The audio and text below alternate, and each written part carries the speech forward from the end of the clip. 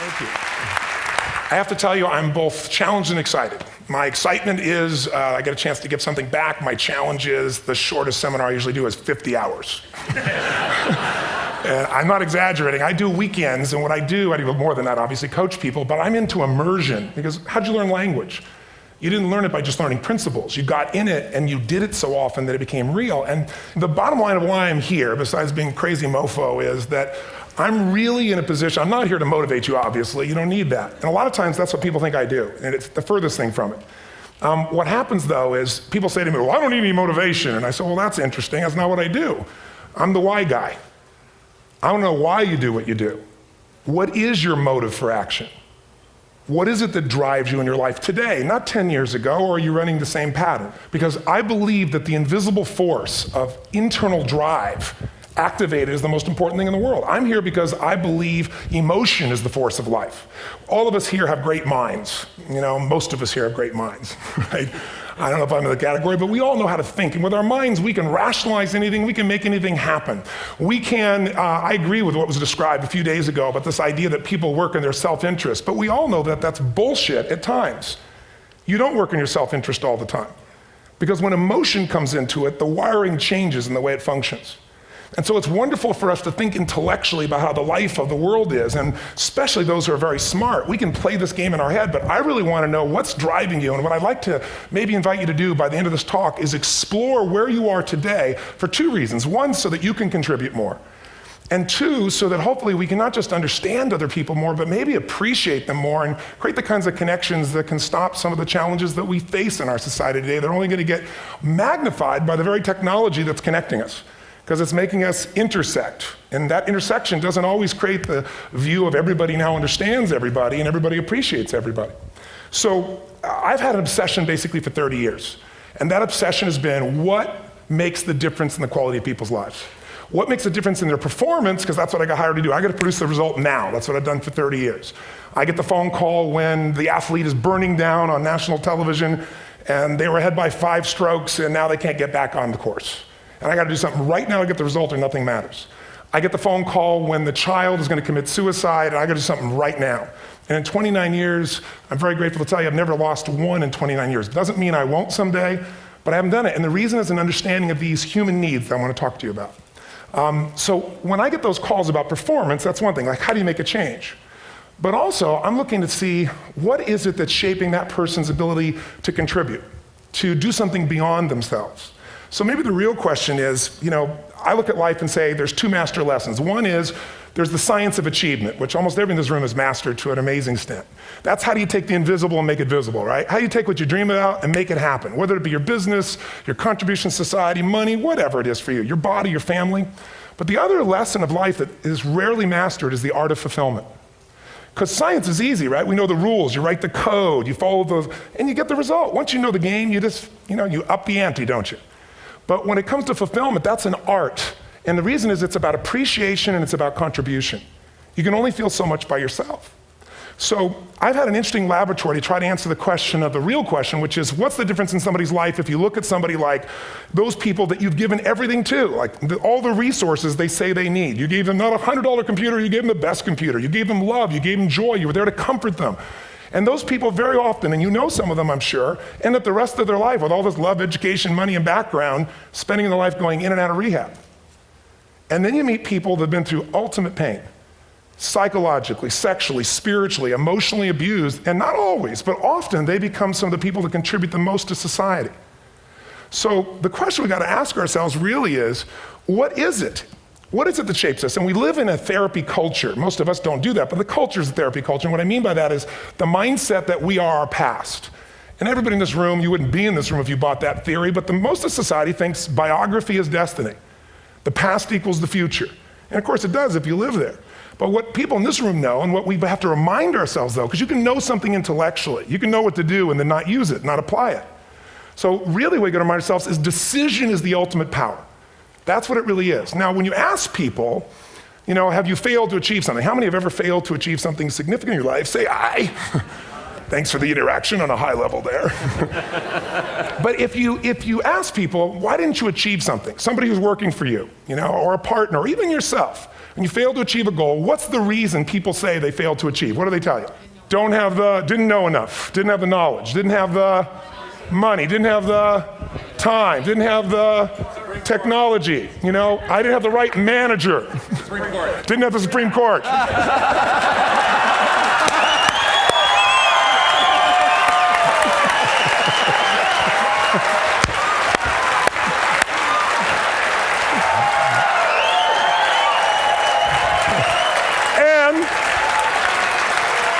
And what do all those, including the Supreme Court, have in common? They are a claim to you missing resources. And they may be accurate. You may not have the money. You may not have the Supreme Court. But that is not the defining factor.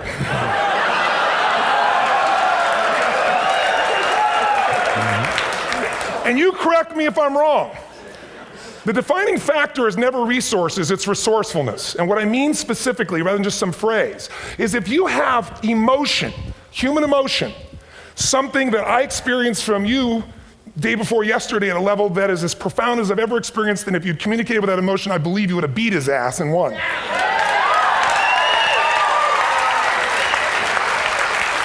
But how easy for me to tell him what he should do. Idiot, Robbins. But I know when we watched a debate at that time, there were emotions that blocked people's ability to get this man's intellect and capacity and the way they came across to some people in that day. Because I know people that wanted to vote in your direction and didn't, and I was upset. But there was emotion that was there. How many know what I'm talking about here? Say I. So emotion is it, and if we get the right emotion, we can get ourselves to do anything. We can get through it. If you're creative enough, playful enough, fun enough, can you get through to anybody, yes or no? Yes. If you don't have the money, but you're creative and determined enough, you find the way. So this is the ultimate resource, but this is not the story that people tell us, right? The story people tell us is a bunch of different stories. They tell us we don't have the resources, but ultimately, if you take a look here, flip it up if you would. They say, what are all the reasons they have in common? We've said that. Next one, please. He's broken my pattern, that son of a bitch. But I appreciated the energy, I'll tell you that. What determines your resources? We've said decisions shape destiny, which is my focus here. If decisions shape destiny, what determines it is 3 decisions. What are you going to focus on? Right now, you have to decide what you're going to focus on. In this second, consciously or unconsciously, the minute you decide to focus on something, you've got to give it a meaning. And whatever that meaning is produces emotion. Is this the end or the beginning? Is God punishing me or rewarding me, or is this the roll of the dice? And emotion then creates what we're going to do, or the action.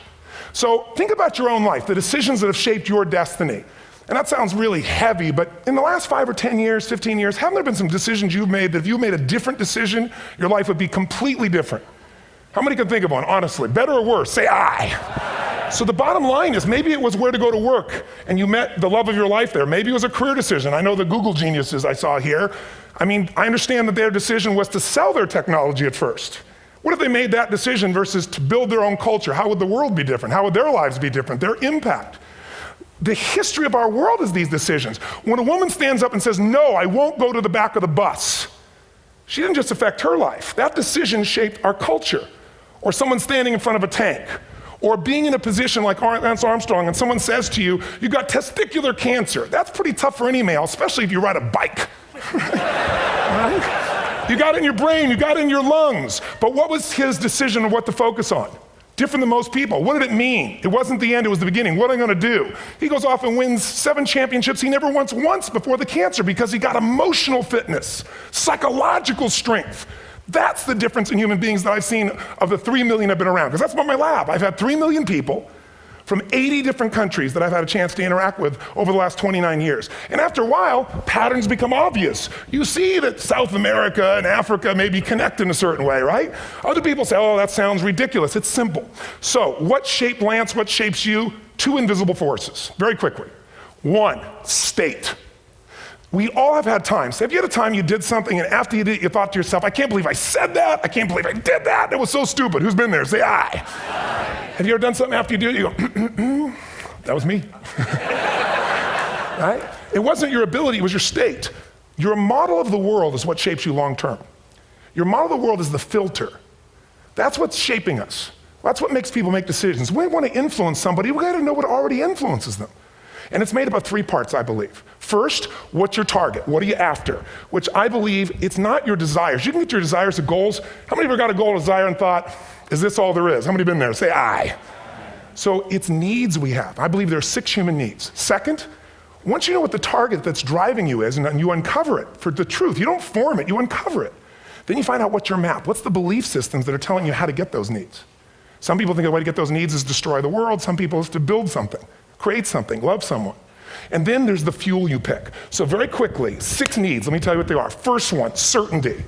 Now these are not goals or desires, these are universal. Everyone needs certainty that they can avoid pain, at least be comfortable. Now how do you get it? Control everybody, develop a skill, give up, smoke a cigarette. And if you got totally certain, ironically, even though we all need that, like if you're not certain about your health or your children or money, you don't think about much more. You're not sure the ceiling's gonna hold up, you're gonna listen to any speaker. But while we go for certainty differently, if we get total certainty, we get what? What do you feel if you're certain? You know what's gonna happen, when it's gonna happen, how it's gonna happen, what would you feel? Bored out of your mind. So God, in her infinite wisdom, gave us a second human need, which is uncertainty. We need variety. We need surprise. How many of you here love surprises? Say aye. Bullshit. You like the surprises you want. The ones you don't want, you call problems, but you need them. So variety is important. Have you ever rented a video or a film that you've already seen? Who's done this? Get a fucking life.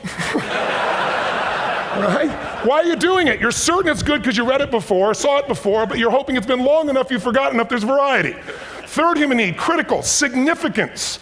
We all need to feel important, special, unique. You can get it by making more money. You can do it by being more spiritual. You can do it by getting yourself in a situation where you put more tattoos and earrings in places humans don't want to know. Whatever it takes. The fastest way to do this, if you have no background, no culture, and no belief in resources or resourcefulness, is violence. If I put a gun to your head and I live in the hood, instantly I'm significant. 0 to 10, how high? 10. How certain am I you're gonna respond to me? 10. How much uncertainty? Who knows what's gonna happen next? Kind of exciting, like climbing up into a cave and doing that stuff all the way down there. Total variety and uncertainty. And it's significant, isn't it?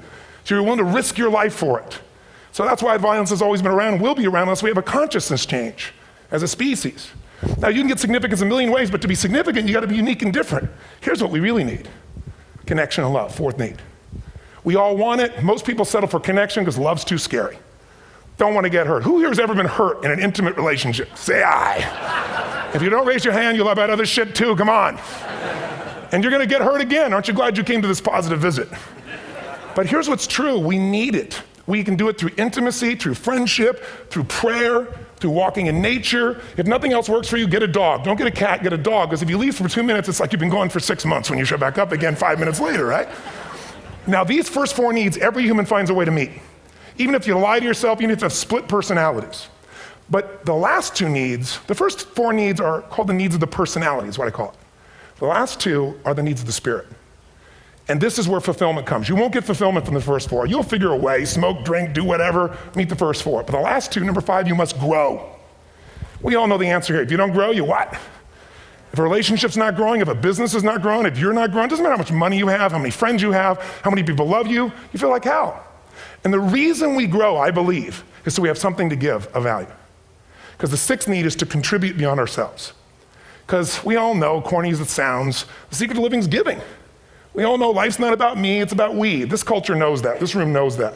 And it's exciting. When you see Nicholas up here talking about his $100 computer, the most passionate, exciting thing is here's a genius, but he's got a calling now. You can feel the difference in him, and it's beautiful. And that calling can touch other people. In my own life, my life was touched because when I was 11 years old, Thanksgiving, no money, no food, and we're not gonna starve, but my father was totally messed up. My mom was letting him know how bad he messed up. And somebody came to the door and delivered food. My father made 3 decisions. I know what they were briefly. His focus was, this is charity. What does it mean? I'm worthless. What do I gotta do? Leave my family, which he did. The time, one of the most painful experiences of life. My 3 decisions gave me a different path. I said, focus on, there's food, what a concept, you know? Second, but this is what changed my life. This is what shaped me as a human being. Somebody's gift, I don't even know who it is. I thought, my father always said, no one gives a shit. And all of a sudden, somebody I don't know, they're not asking for it, this is giving our family food, looking out for us. It made me believe this. What does it mean? That strangers care. And what that made me decide is if strangers care about me and my family, I care about them. What am I gonna do? I'm gonna do something to make a difference. So when I was 17, I went out one day on Thanksgiving. It was my target for years, have enough money to feed 2 families. Most fun thing I ever did in my life, most moving. Then next year I did 4, and I didn't tell anybody what I was doing. Next year, 8. I wasn't doing it for brownie points, but after 8, I thought, shit, I could use some help. So sure enough, I went out, and what did I do? I got my friends involved, and I grew companies, and then I got 11 companies, and I built the foundation.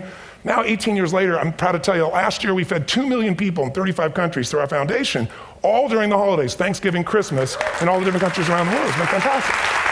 Thank you. So I don't tell you that to brag, I tell you because I'm proud of human beings because they get excited to contribute once they've had the chance to experience it and not talk about it. So finally, I'm about out of time, the target that shapes you, here's what's different about people. We have the same needs, but are you a certainty freak? Is that what you value most, or uncertainty? This man here couldn't be a certainty freak if he climbed through those caves. Are you driven by significance or love? We all need all 6, but whatever your lead system is tilts you in a different direction. And as you move in a direction, you have a destination or destiny. The second piece is the map. Think of that as the operating system tells you how to get there. And some people's map is, I'm gonna save lives even if I die for other people, and they're a fireman. Somebody else says, I'm gonna kill people to do it. They're trying to meet the same needs of significance, right? They want to honor God or honor their family, but they have a different map. And there are 7 different beliefs. I can't go through them because I'm done. The last piece is emotion. I say one of the parts of the map is like time. Some people's idea of a long time is 100 years. Somebody else says is 3 seconds, which is what I have. And the last one I've already mentioned that felt you. If you got a target and you got a map, and let's say, I can't use Google because I love maps, and they haven't made it good for Macs yet. So if you use MapQuest, how many have made this fatal mistake of using MapQuest at some time? You use this thing and you don't get there. Well, imagine if your beliefs guarantee you can never get to where you want to go. The last thing is emotion. Now here's what I'll tell you about emotion. There are 6,000 emotions that we all have words for in the English language, which is a linguistic representation, right? It changes by language. But if your dominant emotions, if I have more time, I have 20,000 people or 1,000, and I have them write down all the emotions that they experience in an average week. And I give them as long as they need. And on one side they write empowering emotions, the other is disempowering. Guess how many emotions people experience? Less than 12. And half of those make them feel like shit. So they got 5 or 6 good frickin' feelings, right? It's like they feel happy, happy, excited, oh shit, frustrated, overwhelmed, depressed. How many of you know somebody who no matter what happens finds a way to get pissed off? How many know somebody like this? Or no matter what happens, they find a way to be happy or excited. How many know somebody like this? Come on. When 9/11 happened, and I'll finish with this, I was in Hawaii. I was with 2,000 people from 45 countries. We were translating 4 languages simultaneously for a program that I was conducting for a week. The night before was called Emotional Mastery. I got up, had no plan for this, and I said, we had all this fireworks, I do crazy shit, fun stuff. And then at the end I stopped, and I had this plan I was gonna say, but I never do what I'm gonna say. And all of a sudden I said, when do people really start to live? When they face death. And then I went through this whole thing about if you were gonna get off this island, if 9 days from now you were gonna die, who would you call, what would you say, what would you do? One woman, well that night is when 9/11 happened.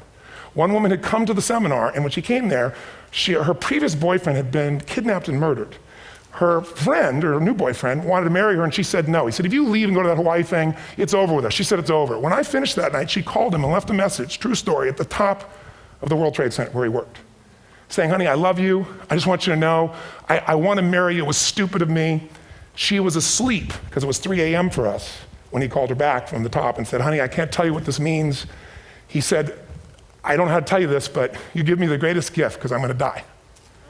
And she played the recording for us in the room. She was on Larry King later. And he said, you're probably wondering how on earth this could happen to you twice. And he said, all I can say to you is, this must be God's message to you, honey. From now on, every day, give your all, love your all. Don't let anything ever stop you. She finishes, and a man stands up and he says, I'm from Pakistan, I'm a Muslim. I'd love to hold your hand and say I'm sorry, but frankly, this is retribution. I can't tell you the rest because I'm out of time.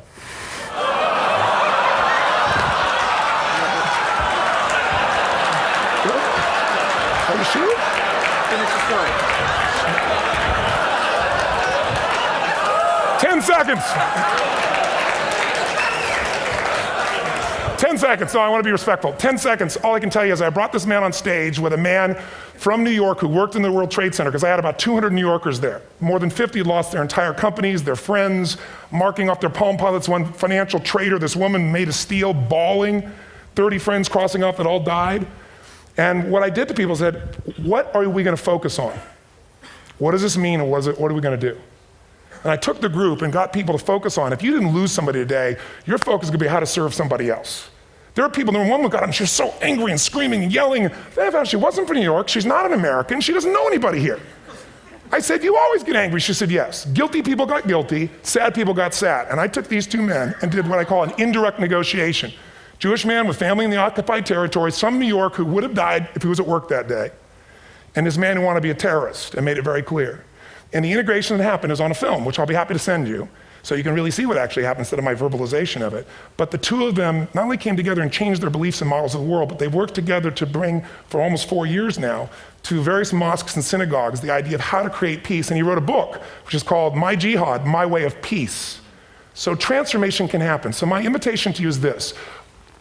Explore your web, the web in here. The needs, the beliefs, the emotions that are controlling you, for two reasons. So there's more of you to give. Achieve too, we all want to do it, but I mean give, because that's what's going to fill you up. And secondly, so you can appreciate, not just understand, that's intellectual, that's mind, but appreciate what's driving other people. It's the only way our world's going to change. God bless you, thank you, I hope this will serve. Robbins.